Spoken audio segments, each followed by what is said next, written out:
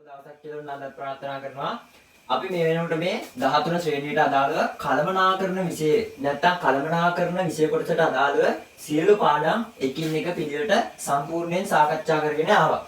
එතකොට ඔන්න දැන් අද අපි ඒකේ අවසානයේට ඇවිත් තියෙන්නේ මේ 18 වෙනි පාඩමේ කියන්නේ ව්‍යාපාර සැලසුමක්. අපි අලුතෙන් ව්‍යාපාරයක් පටන් ගන්නවා නම් අන්න ඒ කොහොමද පටන් ගන්නෙ? ඒ ව්‍යාපාරේ පටන් ගන්න අපි ප්ලෑන් එකක් හදන්නේ කොහොමද?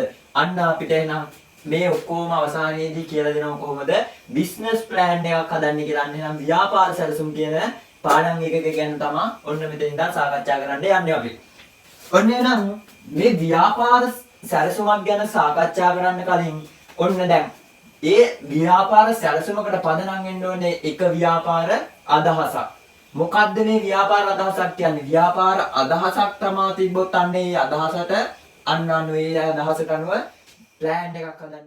ඔන්න එහෙනම් දැන් ව්‍යාපාර අදහසක්. ඔන්න දැන් තියෙන්න ඕනි කියලා ව්‍යාපාර සැලැස්මක් හදන්න. මොකද්ද මේ ව්‍යාපාර අදහසක් කියන්නේ? ඔන්න දැන් මට තියෙනවා ඔන්න මොකක් හරි අවශ්‍යතාවයක් මිනිහෙක්ගේ නැත්තම් ආයතනයක ඔන්න දැන් මොකක් හරි අවශ්‍යතාවයක් තියෙනවා. ඔන්න මෙන්න මේ වගේ පෑනක් ඕනේ. දැන් මේ පෑනෙන් ඔන්න මොකක් හරි අපි දුර්වලතාවයක් හොයාගෙන අන්න ඒ දුර්වලතාවය නැති වෙන විදිහට අලුත් නිෂ්පාදිතයක් හදනවා. අන්න ඔන්න දැන් මගේ ඔළුවේ තියෙනවා මෙන්න මෙහෙම නිෂ්පාදිතයක් හදන්න ඕනේ කියලා අන්න ආවා. සිතුවිල්ලක් ආවා. අන්න එහෙනම් ඒ සිතුවිල්ලට තමයි අපි කියන්නේ මේ ව්‍යාපාර අදහසක් කියලා. නැත්තම් අපි කියනවා බිස්නස් අයිඩියා එකක් ආවා. අන්න ව්‍යාපාර අදහස. ව්‍යාපාර අදහස. ව්‍යාපාර අදහසක් කියලා අපි එතකොට කියාවේ. එක්ක මේක පුද්ගලයෙකු වෙන්නත් පුළුවන්. මේ නැත්තම් අපි වගේ මිනිස්සෙක් වෙන්නත් පුළුවන්. එහෙමත් නැත්නම් අන්න ඒක ආයතනයකට ඕන දෙයක් වෙන්නත් පුළුවන්. ඒක සංවිධානයක අවශ්‍යතාවයක් හෝ වමනාවක් වෙන්නත් පුළුවන්. අන්න එනම් පුද්ගලයෙකුගේ හෝ සංවිධානයක ඔන්න පුද්ගලයෙකුගේ හරි සංවිධානයක වේවා අවශ්‍යතා සහ වමනා. අන්න යාලට තියෙන්නේ මොනවද මේ අවශ්‍යතා හා වමනා තෘප්තිමත් කරන්නනේ අපි මේ භාණ්ඩ ආසීවා නිපදවන්නේ. අවශ්‍යතා හා වමනා තෘප්තිමත් කළ හැකි කොහොමද අන්න තෘප්තිමත් කළ හැකි නිෂ්පාදිතයක්. එහෙමත් නැත්නම් අපි කියනවා අන්න නිෂ්පාදිතයක් පිළිබඳව ඔන්න ඇති වෙන ව්‍යවසායකයෙක් ඉන්නවා. දැන් මේ අලුත් අදහසක් උත්පාදනය වෙන්නේ කාට තුළ? දැන් අපි කතා කරනවා 4 වෙනි පාඩමේදී ව්‍යවසායකත්වයේ 5 වෙනි පාඩමේදී ව්‍යාපාර කොටසට අදාළව අන්න අපි සාකච්ඡා කිරීම කරා. මොකද්ද ව්‍යවසායකත්වය කියන්නේ? අන්න නව අදහස් ගණනය කරනවා මෙයාලා අවධානමත් දරා. අන්න ඒ විදිහට අර අවශ්‍යතාවයට හරි වමනාවට හරි ගැළපෙන නිෂ්පාදිතයක් අන්න නිෂ්පාදිතයක් පිළිබඳ සිතුවිල්ලක් අන්න යාලට පහළ වෙනවා. අන්න ව්‍යාපාර අදහසක් පහළ වුණා. පුද්ගලයෙකුගේ හෝ ආයතනයක අවශ්‍යතාව හා වමනා තෘප්තිමත් කරන්න පුළුවන් නිෂ්පාදිතයක් පිළිබඳව අන්න ඉන්නවා ව්‍යවසායකයා ඉන්නවා. මෙන්න මේ ව්‍යවසායකයා තුළ ඇති වෙන අපි කියනවා සිතුවිල්ල. ඔන්න සිතුවිල්ල. මේක තමයි අපි ව්‍යාපාර අදහසක් කියලා කියන්නේ. පුද්ගලයෙකුගේ හෝ ආයතනයක අවශ්‍යතාවක් හෝ වමනාවක් තෘප්තිමත් කළ හැකි නිෂ්පාදිතයක් සම්බන්ධයෙන් ව්‍යවසායකයෙකුගේ මනස තුළ අන්න ඇතිවන සිතුවිල්ලට අපි කියනවා ඔන්න ව්‍යාපාර අදහසක්. එහෙම නැත්නම් බිස්නස් අයිඩියා එකක්. ඔන්න බලන්නකෝ දැන් මට හිතෙන්න පුළුවන් මම මේ දේ හදන්න ඕනේ. ආන්නේ මම ඒ දෙම දෙයක් නෙමෙයි මන්න මේ වගේ දෙයක් හදන්න ඕනේ. මම මේ පෑනක් නෙමෙයි මම හදන්නේ. මම හදන ඔන්න ෆෝන් එකක්. අලුත්ම ෆෝන් වර්ගයක් හදනවා. මේ මොකුත් නැතුව ඔන්න මම හදනවා අලුත් මෝස්තරයකින් ඉන්න ඔන්න අලුත් ඇඳුමක් හදනවා. අලුත් ටී-ෂර්ට් එකක් නිෂ්පාදනය කරනවා. මෙන්න මේ ආකාරයට එක එක ව්‍යාපාර අදහස් වෙනව නේද? ඔන්න එහෙනම් මේ එන ව්‍යාපාර අදහස් අතරින් අපි යෝග්‍ය එක ව්‍යාපාර අදහසක් තෝරගන්න ඕනේ. ඒකට අනුව සැලසුමක් නිර්මාණය කරන්න නම් අන්න ඒ විදිහට අර එන බිස්නස් ප්ලෑන් අතරින් එක ප්ලෑන් එකක් නැත්නම් එක ව්‍යාපාර අදහසක් තෝරා ගැනීම සඳහා අපි භාවිතා කරනවා අන්න මොකද්ද විශ්ලේෂණයක් භාවිතා කරනවා. මොකද්ද මේ විශ්ලේෂණය? අපි කියනවා ඔන්න පරිසර විශ්ලේෂණයක් කරනවා. මෙන්න මේ ව්‍යාපාර අදහස යෝග්‍ය ව්‍යාපාර අදහස අපිට තෝරගන්න ඔන්න විශ්ලේෂණයක් සිද්ධ කරනවා. මෙන්න මේ සිද්ධ කරන විශ්ලේෂණය ඔන්න දැන් සිතුවිල්ලක් ආවනේ. මෙන්න මේ අතරින් හොඳම සිතුවිල්ල නැත්තම් හොඳම අදහස තෝරා ගැනීම සඳහා ඔන්න අපි ක්‍රියාත්මක කරනවා මොකක්ද? විශ්ලේෂණයක්. ඔන්න දැන් විශ්ලේෂණය කරන්න යන්නේ අපි මේ විශ්ලේෂණය ප්‍රධාන දෙආකාරයක් කියලා හඳුන්වනවා. ඔන්න අපි කියනවා සාර විශ්ලේෂණය. සාර විශ්ලේෂණය අනිත් එක කියනවා සූක්ෂම විශ්ලේෂණය. මොකද්ද මේ සාර විශ්ලේෂණයයි සූක්ෂම විශ්ලේෂණයයි කියන්නේ? ඔන්න අපි මීට කලින් කතා කරා නේද මේ සාර්ව සූක්ෂම. සාර්ව සූක්ෂම කොහෙද තිබ්බේ? අන්න ව්‍යාපාර පරිසරයේ යටතේ අපි ඉගෙන ගත්තා මේ සාර්ව පරිසරය කියන්නේ මොකද්ද? සූක්ෂම පරිසරය කියන්නේ මොකක්ද? ව්‍යාපාර පරිසරය ප්‍රධාන වශයෙන් කොටස් ඔන්න දෙකකට අපි වර්ග කරා. එතකොට ඔන්න අභ්‍යන්තර පරිසරය තිබුණා, බාහිර පරිසරය තිබුණා. අභ්‍යන්තර පරිසරයට ආවා අන්න අයිතිකරුවන් කළමනාකරුවන් සේවකයන්. මේ බාහිර පරිසරය අපි නැවත කොටස් දෙකකට වර්ග කිරීම සිද්ධ කරනවා. අන්න සුවිශේෂී කණ්ඩායම් හා පුද්ගලයන් හා සංවිධාන වලට අපි කියනවා ආසන්න නැත්තම් ආසන්න පරිසරය කියලා අපි කියවා. අන්න ව්‍යාපාරයේ පුළුල් වටපිටාවකින් බලපෑම් කරන පාර්ශවයන්ට කවද්ද කිය අපි සාර්ව පරිසරය කියලා කියවා. ඔන්න බලන්න මෙතනත් සාර්ව තියෙනවා, මෙතනත් සාර්ව තියෙනවා. අන්න එහෙනම් අපිට දාලා අදහසක් ගන්න පුළුවන් සාර්ව විශ්ලේෂණයේදී සලකා බලන්න මෙන්න මේ කියන සාර්ව පරිසර සාධක.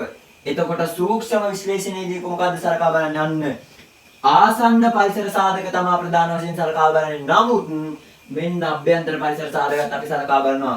මෙන්න මේ දෙකටම තමයි මෙන්න මේ සාධක දෙකම සලකා බලලා ඔන්න අපි සූක්ෂම විශ්ලේෂණය සිද්ධ කරනවා. ඔන්න දැන් බලමු එහෙනම් මොකද්ද මේ දෙකෙන් මේ සාර්ව විශ්ලේෂණයයි සූක්ෂම විශ්ලේෂණයයි කියන්නේ? සාර්ව විශ්ලේෂණයක් කියන්නේ දැන් ඔන්න ඉන්නවනේ මේ ව්‍යවසායකයාගේ මනස තුළ ඔන්න තියෙන්න පුළුවන් අදහස් ගණනාවක්. මන්න මේ විදිහට කරනවා. එහෙම නැත්නම් මෙන්න මෙහෙම එකක් හදනවා නෑ. මේ දෙකම නැතුව මම මේ දේ හදනවා. අන්න ඒ අදහස් අතරින් දැන් මං ගාව තියෙනවනේ අර අදහස් ගොඩාක් තියෙනවා. ඒ අදහස් අතරින් මේක යෝග්‍ය එක අදහසක් තෝරගන්න මම මොකද්ද කරන්නේ? අන්න අර තියෙන සියලු සාධක ටික ඇගීමකට ලක් කරනවා. අර මංගාව තියෙන සියලුම අදහස් ටික මෙන්න මේ සාර්ව පරිසර සාධකයන්ට ගලපගෙන අන්න ඇගීමක් සිද්ධ කරනවා. අන්න විශ්ලේෂණයක් කරලා ඉවරලා අන්න යෝග්‍යතම ව්‍යාපාර අදහස් කිහිපයක් ඔන්න මම තීරණය කරගන්නවා. ඒකට තමයි මේ සාර්ව විශ්ලේෂණය කියන්නේ. මොකද්ද එතකොට සාර්ව විශ්ලේෂණය කිව්වේ? පවතින ව්‍යාපාර අදහස් අතුරින් අන්න යෝග්‍යතම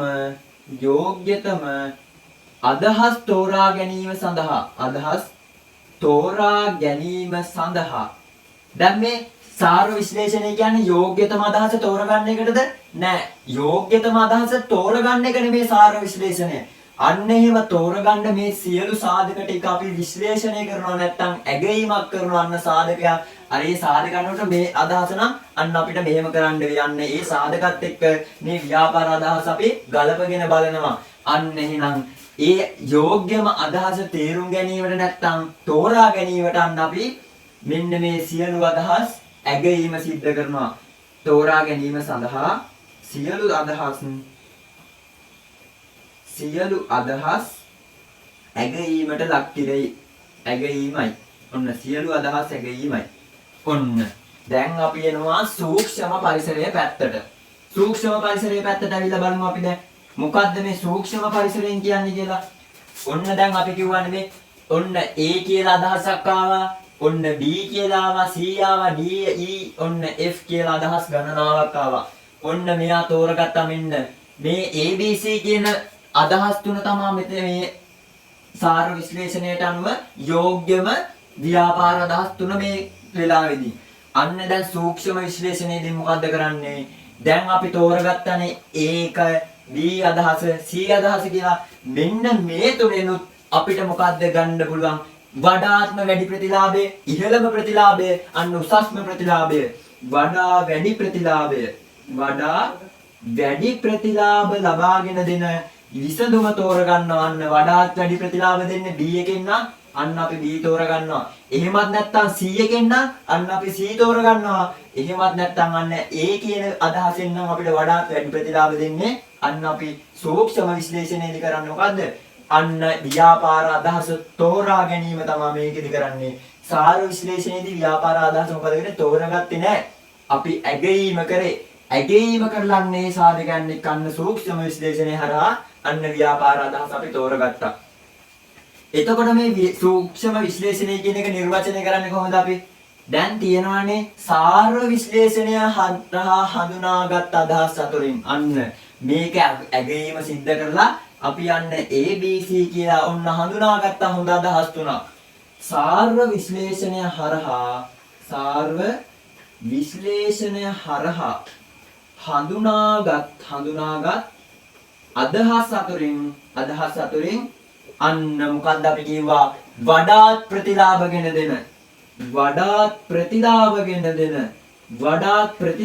දෙන අදහස තෝරා ගැනීම සූක්ෂම විශ්ලේෂණයයි. අදහස වන්න අපි තෝරගන්නවා නම් ඔන්න ඒක තමයි සූක්ෂම විශ්ලේෂණය කිව්වේ. ඔන්න එහෙනම් සාර විශ්ලේෂණයේ සූක්ෂම විශ්ලේෂණයේ වෙනස ඉස්සෙල්ලාම වන්න අපිට අදහසක් ජනිත වෙනවා. අපි ඒක සාර විශ්ලේෂණයට ලක් කරනවා. ඔන්න එතනින් පස්සේ සූක්ෂම විශ්ලේෂණයකට ලක් කරලා අන්න වඩාත් වැඩිම ප්‍රතිලාභය ලබා දෙන ව්‍යාපාර අදහසන් අපි තෝරා ගැනීමකට ලක් කරනවා. අන්න එහෙම තෝරගෙන මොකද්ද කරන්නේ? ඒ ව්‍යාපාර අදහසට අනුව මොනවද මේ දැනට විලඳපළ තුළ පවතින අවස්ථාවන්? අන්න ඒ අවස්ථාව අපි උකහාගෙන එහෙම නැත්නම් හඳුනාගෙන අන්න අපේ ව්‍යාපාර සැලැස්ම ක්‍රියාත්මක කරනවා. අපේ ව්‍යාපාර සැලැස්ම සම්පාදනය කරනවා අන්නේ අවස්ථාව ලබා ගැනීම වෙනුවෙන්. ඔන්න ඒකයි මේ ව්‍යාපාර අදහසක් කියලා කියන්නේ. දැන් සාර පරිසරය විශ්ලේෂණය කරන්නේ නැත්නම් සාර විශ්ලේෂණය කරද්දී අපි මොකද්ද සලකා බලන්නේ? අන්න මේකෙදි සාර පරිසර සාධක තමයි මේකෙදි සලකා බැලුවේ. සූක්ෂම විශ්ලේෂණයේදී යන අපි සාධක දෙකක් සලකා බලුවා. මොනවද? ආසන්න පරිසර සාධකයි ඒ වගේම අභ්‍යන්තර පරිසර සාධකයි කියන දෙකම සලකා බැලුවා. මේකේ නම් සාරු පරිසර විතරයි. මේකේ ආසන්න පරිසරයයි අභ්‍යන්තර පරිසරයයි කියන පරිසරයන් දෙකේම සාධක අන්න සලකා බැලීම සිද්ධ කරා. මොනවද සාරු පරිසරය? ඔන්න තියෙනවා ආර්ථික පරිසරය, ඊට පස්සේ නෛතික පරිසරය තියෙනවා, අන්න සමාජ හා සංස්කෘතික පරිසරය තියෙනවා, තාක්ෂණික පරිසරය තියෙනවා. ඔන්න සාර පරිසරයේ සාධක විශ්ලේෂණය කරනවා. ආසන්න පරිසරයේ ඉන්න කවුද පස් දෙනේ? පහක්ම ඉන්නේ ආසන්න පරිසරයේ. ඔන්න ගනුදෙනු කරුවෝ ඉන්නවා, සැපයුම් කරුවෝ ඉන්නවා, තරඟ කරුවෝ ඉන්නවා. අය කවුද ඉන්නේ? ආදේශන භාණ්ඩ නිපදවන්නන් ඉන්නවා. මේකට සමාන භාණ්ඩයක් නිපදවන්නන් මේකට ආදේශකයක් තමයි මෙන්න මේ පෑනට ආදේශකයි මේ පෑනට ආදේශකයි මේ ගන්න ආදේශක භාණ්ඩ නිපදවන්නන් ඉන්නවා. ඒ වගේම විභව ආයෝජකයන් ඉන්නවා. ඉස්සරහට මේ කර්මාන්තවල ආයෝජනය කිරීමට බලාපොරොත්තු වෙන විභව ආයෝජකයෝ ඉන්නවා. අන්න ආසන්න පරිසරය. සැපයුම් කරුවන්, ඊට පස්සේ තරඟ කරුවන්, අන්න ගනුදෙනු කරුවන්. අභ්‍යන්තර පරිසරයේ ඉන්නවා කවුද? අයිතිකරු ඉන්නවා, කළමනාකරු සහ සේවකයෝ ඉන්නවා. අයිතිකරු ඉන්නවා, කළමනාකරු ඉන්නවා, සේවකයෝ ඉන්නවා. මෙන්න එනම් මේ සාධක පිළිබඳව අවධානය යොමු කරමින් තමයි මේ සාර විශ්ලේෂණය සහ සූක්ෂම විශ්ලේෂණය සිද්ධ කරනු ලබන්නේ. ඔන්න එතකොට ව්‍යාපාර අදහසක් අපි තෝරගත්තා. ව්‍යාපාර අදහසක් තෝරාගෙන දැන් එතකොට ඉවරයි. ඔන්න දැන් අපි ඒ කියන ව්‍යාපාර අදහස ඔන්න තෝරාගෙන ඉවරයි. මේ සාර විශ්ලේෂණය කරලා සූක්ෂම විශ්ලේෂණය කරලා අන්න වඩාත් ප්‍රතිලාභ අපිට ලැබෙන්නේ ඒ කියන ව්‍යාපාර අදහසින්. එහෙනම් අන්න අපි ඒ තුලින් අවස්ථාවක් ගොඩනගා ගත්තා. ඒ අවස්ථාවට ඔන්න එහෙනම් අපි ව්‍යාපාර සැලැස්මක් පිළියෙල කරන්න යනවා. ඔන්න එහෙනම් අපි ඊගා වීඩියෝ එකකින් බලමු මොකද්ද මේ ව්‍යාපාර සැලැස්මක් කියන්නේ. ව්‍යාපාර සැලැස්ම ආශ්‍රිතව කොහොමද වැදගත්කම, මොනවද මේ ව්‍යාපාර සැලැස්මේ තියෙන එක එක ඇතුළත් කිරීම නැත්නම් එක එක අංග මොනවද ව්‍යාපාර සැලැස්මේ කියන එක ඔන්න එහෙනම් අපි ඊගා වීඩියෝ එකෙන් සාකච්ඡා කරමු.